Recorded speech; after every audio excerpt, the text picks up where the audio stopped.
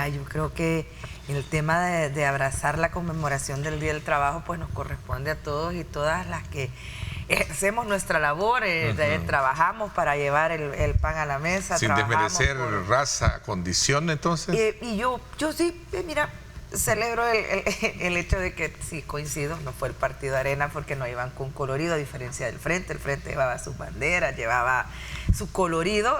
En el caso de Arena, pues no, no llevaban sus coloridos, pero para mí me parece un paso importante que los diputados hayan llegado de Arena, porque es cierto, jamás han acompañado las marchas de la clase trabajadora, porque Arena siempre se consideró el partido de los patronos, vean.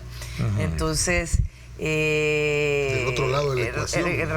Interesante que hayan participado. Gladys, tienes la palabra novedoso, también, tienes el espacio, tienen ambos todos. Me parece, yo más que desdeñarlo, a mí me parece que fue una participación correcta. A mí, bueno, para mi gusto, y ya lo he dicho aquí varias veces, y en eso siempre disentimos con Vladimir, a mí me parece pues que el movimiento social deberían de dejarlo los partidos, dejen que el movimiento social se reestructure, porque a la gente no le gusta estar detrás de los partidos políticos, consideran que los están utilizando, pero esa sigue siendo mi opinión, pero los partidos siguen llegando.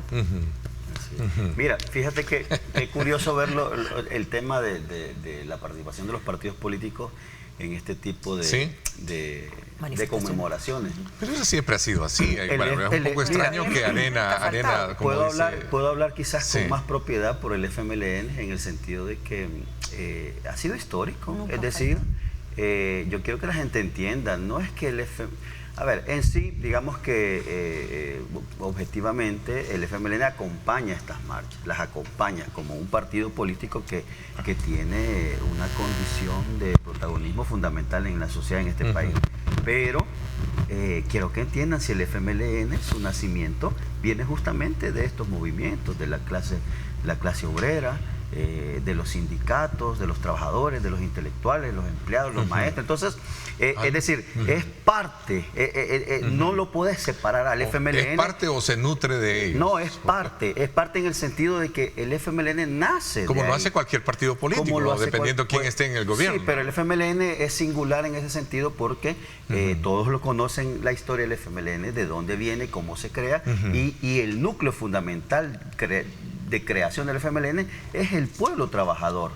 Es el pueblo trabajador. Entonces, si no, regresémonos para que veamos la historia de las organizaciones político-militares en la guerra. Ahora, dicho esto, también es paradójico, fíjate qué interesante, que en el Día de la Clase Trabajadora, sí, como es tradicional que el FMLN acompañe, pero qué paradójico es también que el partido oficial no acompañe las banderas de lucha de la clase trabajadora. Qué lástima que no se vio a Nuevas Ideas acompañarlo. Entonces, ¿qué quiere decir? ¿Qué pasa ahí con los como que chocan, ¿no? Parece que hay una crisis también existencial, como dice Aldo, porque, hombre, y no es el partido que está gobernando, y es el partido que está trabajando en pro de la población y que representa el 99.9%, 999, no sé cuántos nueves más, de la población, y no está acompañando una conmemoración tan básica, tan importante de esta sociedad. Hay partidos, a ver, pero si hay partidos liberales, hay partidos conservadores que representan a un segmento de la población. Y esta tesis o cuestionamiento al FMLN de haber desarticulado todo ese aparato sindical. Ayer ha salido la gente que ha sido despedida de esta administración, y mucha de esa gente había votado por llegar a esta administración al poder. Yo en eso y difiero casi diametralmente con Vladimir, aunque sí es cierto, ¿verdad?, que el FMLN jamás ha faltado una marcha del Día del Trabajo. Yo sí creo que en este momento histórico en el cual hay una descomposición del tema de la credibilidad de los partidos políticos, pienso yo que el movimiento social debe de crecer. Mira, incluso una muestra de coherencia del FMLN con las luchas de estas banderas de la clase trabajadora es, y los insto también a que revisen los archivos, que incluso cuando fue gobierno, cada 1 de mayo acompañaba, no solo el FMLN, sino que también el FMLN en el gobierno acompañaba esta conmemoración. Cuando dividieron la marcha del Día del Trabajo, porque una iba para el frente y otra iba si es sola. que hoy hubo 3, es decir, no es de dividir. El año pasado pero hubo el 4. FMLN, siendo y no siendo gobierno, acompañó estas conmemoraciones. Entonces, es parte del FMLN adoptar esas banderas de lucha de la clase trabajadora. Los que llegaban a saludar a Salvador, al Salvador del mundo, del Día del Trabajo, son los mismos sindicalistas que llegan a saludar a Nayib y que ahora les pero ese ya es, si querés juzgamos a los sindicatos, pero incluso yo creo, por eso es lo maravilloso de las redes, en una de esas marchas, al presidente y al vicepresidente, al presidente Salvador Sánchez Serén y al presidente Óscar Ortiz, en tercer plano estaba el que ahora es presidente acompañando esa marcha. Y paradójicamente hoy no las acompaña. Entonces, ¿a dónde está la coherencia? En este país, bueno, los restos menores permitieron que las bisagras se alimentaran durante muchos años, hicieran mucho dinero también. No nos engañemos. Porque se hicieron amos de los restos, se hicieron amos de los diputados por residuo y de eso se vivían aprovechando. Estás hablando del PCN, ¿va? Entonces, claro, sí, fueron los maestros que crearon cómo beneficiarse del sistema de cocientes y residuos, porque eran los amos del residuo, de los restos menores que al final no terminaron beneficiando. A quien en teoría tú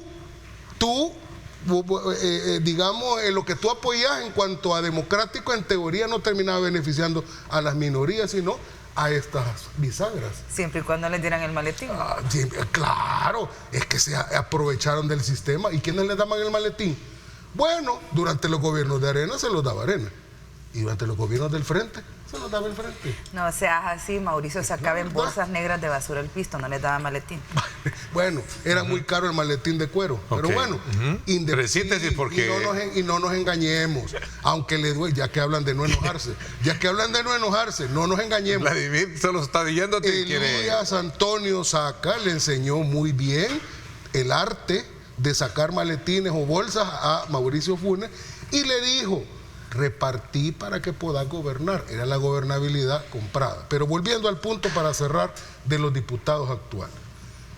Dice Bessi, apoya el botón. Pues sí, es que hay que apoyar el botón. Bueno, ahorita no pueden porque están solo levantar la mano, que están arreglando el Palacio Legislativo. No iban a tocarlo, ¿verdad? Porque dijeron que no lo iban a arreglar y lo están arreglando. Pero está haciendo un buen papel. Pero está haciendo el papel que la gente les mandó a hacer cuando votó en esa forma por ellos.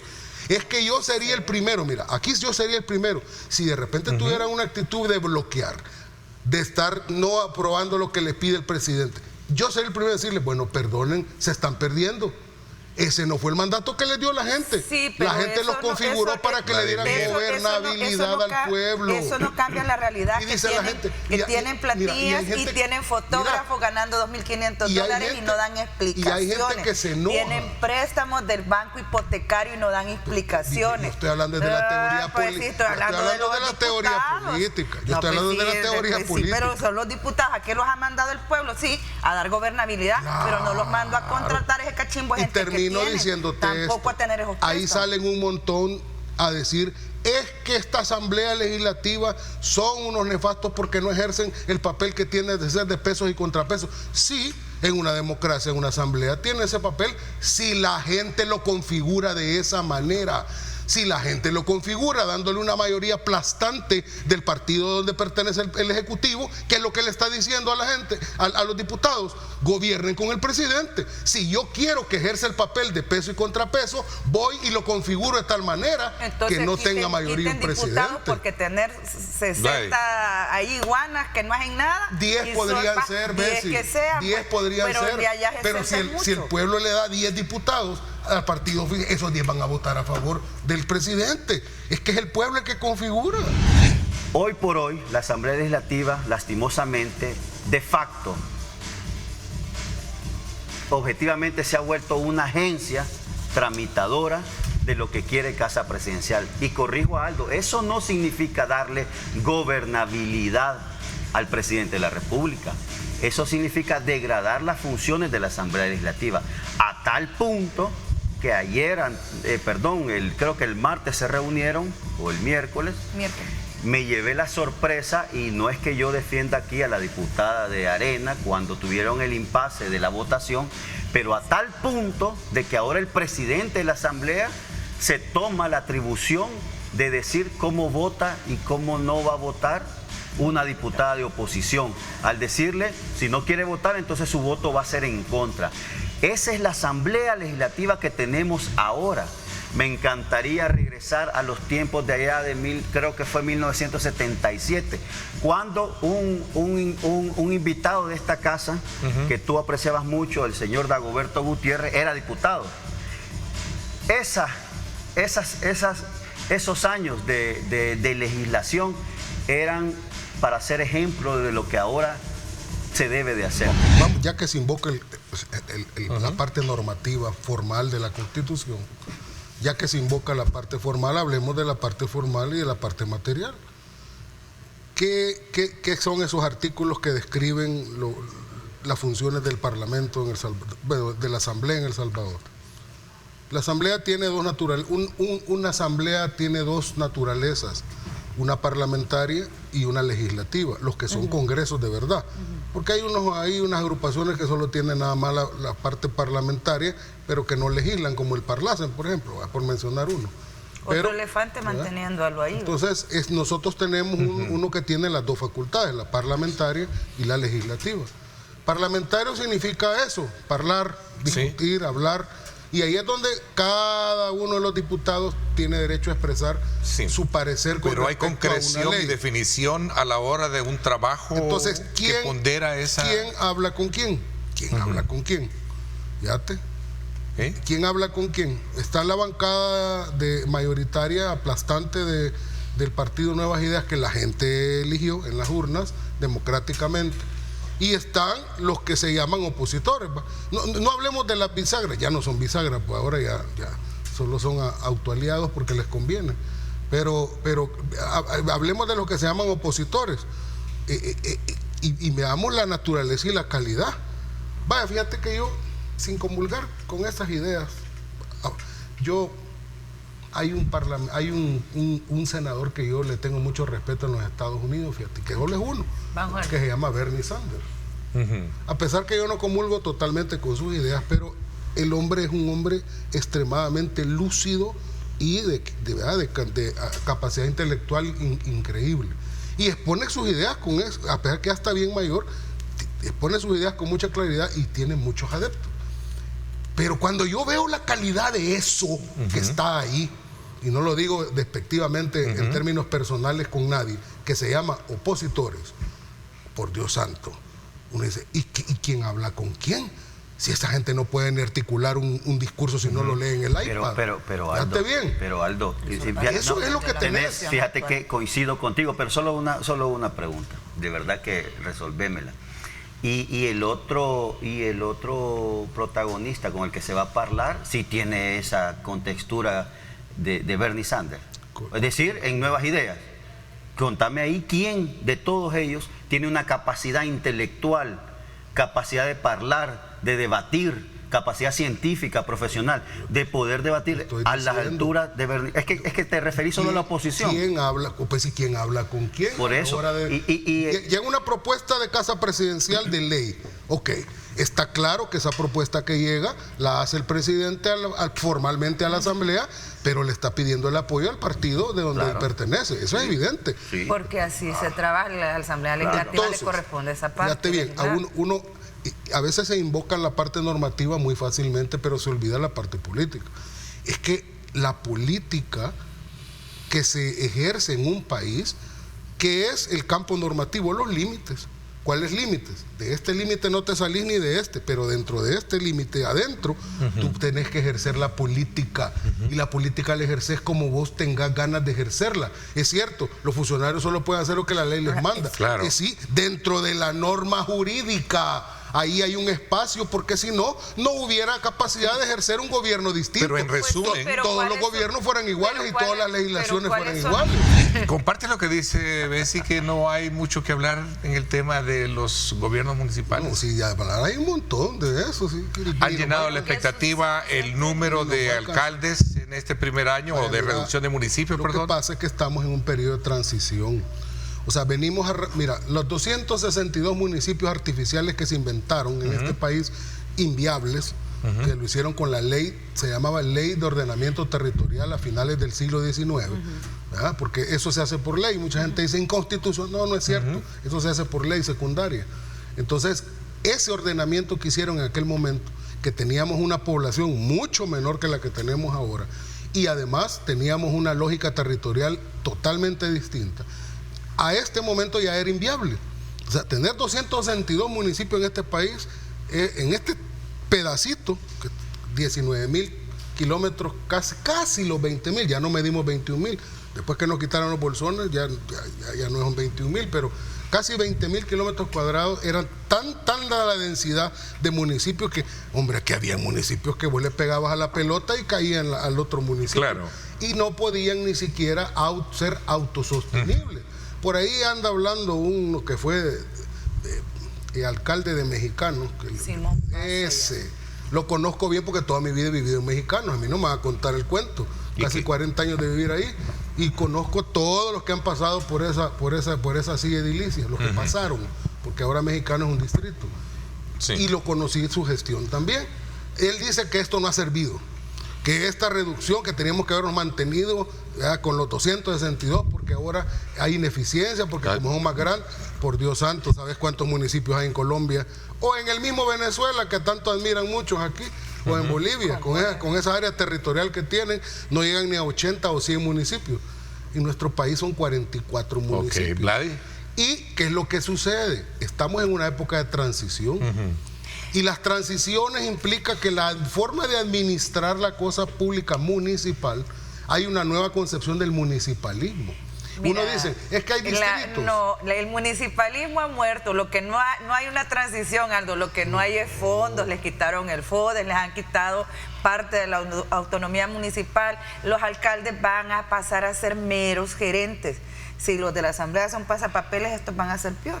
Mira, cada realidad municipal se adapta a cada país. Ernesto, en una mesa realmente técnica sobre el tema territorial de los municipios, yo pudiese coincidir con que 262 municipios son muchos. ¿Sí? Sí, eso coincide. Yo creo que sí. Sí, y sobre todo en el oriente del país y occidente del país, porque hay municipios, por ejemplo, distrito ahora, ¿verdad? Anamorós. Deprimidos económicamente. No sé si me equivoco del nombre, Lislique es el otro. En el Unión, allá en el oriente. Oloroso, Esparta. Toda esa zona. Tú dices, ¿qué razón puede tener que estos municipios hayan tantos en este espacio geográfico tan pequeño y sobre todo también considerando los temas económicos, ¿verdad? Porque esos municipios, ¿qué recursos iban a generar? Casi que nulo. Podría coincidir Viven mucho de la remesa, te voy a decir. Todos esos son asentamientos fuertes. Sí, pero la recolección de impuestos no permite que el municipio se sostenga. Podría coincidir que era necesario alguna reducción, no la que hicieron abruptamente. No compartes entonces. No haces una muy buena evaluación de esa reducción. Lo que hicieron fue un atropello. Lo que hicieron fue centralizar el poder. Eso es lo que hicieron. Además de una readecuación electoral que aprovecharon en hacer.